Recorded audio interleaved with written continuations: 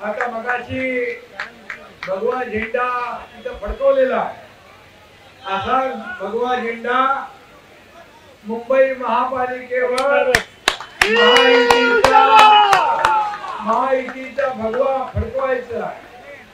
आणि म्हणून गेल्या 2.5 वर्षामध्ये महायुतीने केलेलं काम या ठिकाणी आपल्या समोर आहे।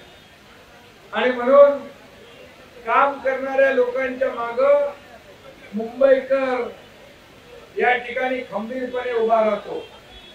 मी बाकी जास्त भाषण आता करणार नाही, परंतु मी एवढं सांगेन की मुंबईचा विकास करायचा आमचा अजेंडा फक्त डेव्हलपमेंट डेव्हलपमेंट आणि डेव्हलपमेंट।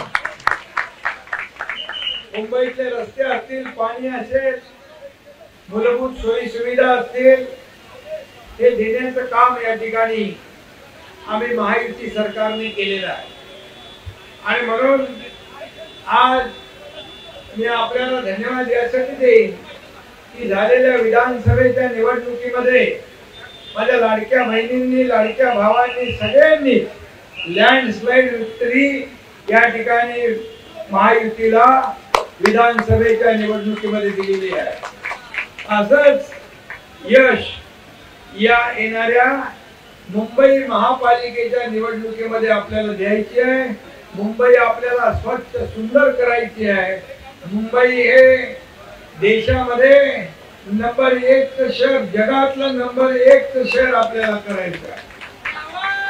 आणि म्हणून आपल्याला मी विनंती करतो की या ठिकाणी राजू पेडणेकर यांच्या जनसंपर्क कार्यालयाचं उद्घाटन झालेलं आहे। इथे सगळ्या लोकांना न्याय मिळेल, सर्व जाती धर्माचे लोक येतील, अडीअडचणी या ठिकाणी सांगतील आणि त्या सोडवण्याचं काम आमचे सर्व कार्यकर्ते आणि शिवसेना करेल। जात पात धर्मभेद न मानता जे जे काही लोकांना अडचणी आहेत, ज्या समस्या आहेत, त्या सगळ्यांच्या समस्या या ठिकाणी सोडवल्या जातील।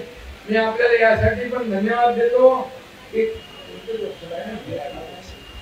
झालेल्या लोकसभेच्या निवडणुकीमध्ये आपण शिवसेना महायुतीचे उमेदवार रवींद्र वायकर यांना निवडून दिलं, त्याबद्दल देखील आपल्याला मनापासून मी धन्यवाद देतो, मनापासून अभिनंदन करतो। आणि म्हणून येणाऱ्या निवडणुकीमध्ये तुम्हाला पुन्हा एकदा महायुतीला विजय करायचा आहे।